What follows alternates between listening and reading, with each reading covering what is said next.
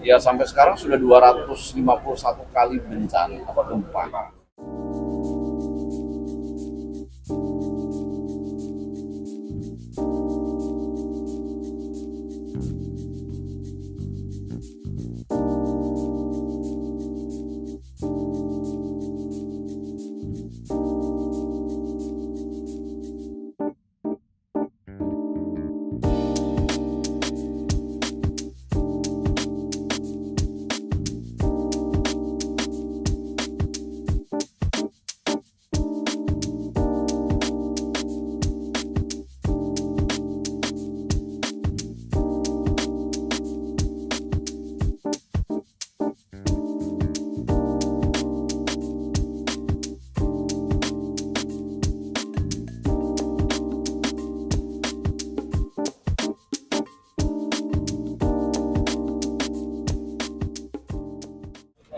Hari ini, pagi ini, kami menindaklanjuti hasil pemantauan di lapangan terkait dengan gempa Tuban ya. Karena terlanjur namanya di pusat ini namanya gempa Tuban. Yang kita sampaikan gempa Tuban. Hari ini rapat koordinasi untuk membicarakan tindak lanjut penanganan kejadian gempa atau bencana itu.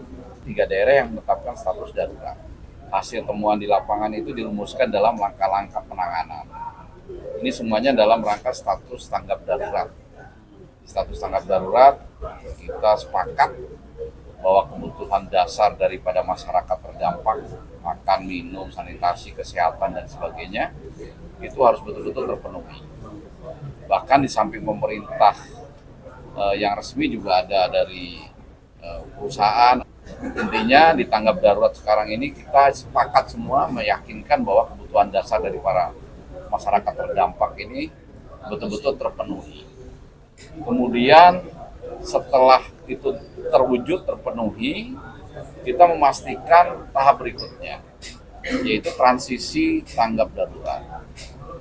Saat tanggap darurat dengan transisi ini sama-sama, paralel kegiatannya. Itu mulai didata, mana rumah-rumah yang rusak, infrastruktur yang rusak dan sebagaimana, dan mulai dibangun. Dan untuk mempercepat proses itu, BNPB juga mengirimkan tim, dan tadi sepakat juga Korem juga akan menunjuk salah satu perwiranya untuk membantu, dan Polres juga untuk menjadi komandan Satgas di Pulau Bawean. Pak, namun kan transportasi juga jadi hambatan nih Pak. Masih banyak yang belum sampai nih para bantuan buat masyarakat di Bawean.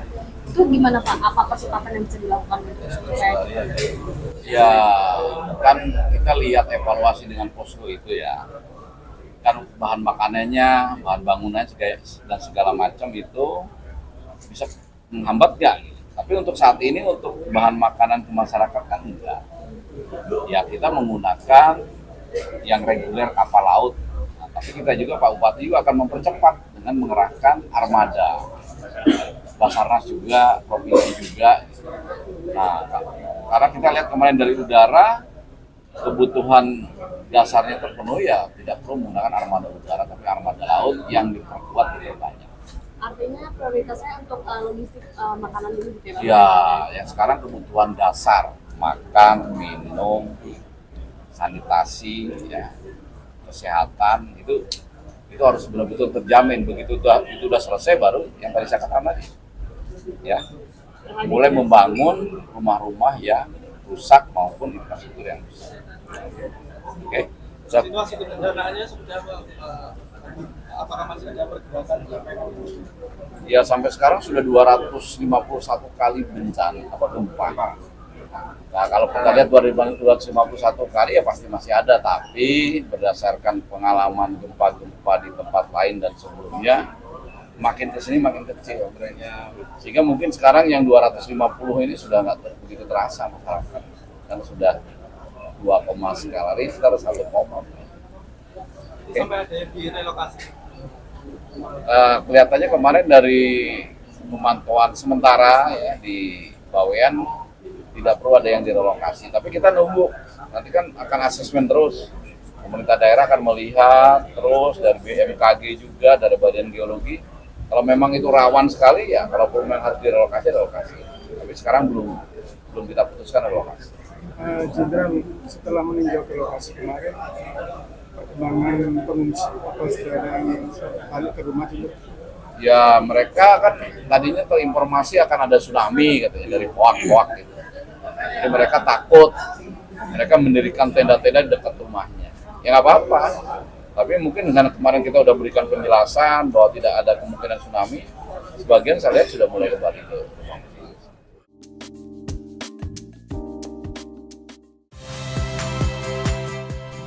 Saya Muhammad Syahreza. Saksikan program-program Kompas TV melalui siaran digital, pay TV, dan media streaming lainnya. Kompas TV, independen, terpercaya.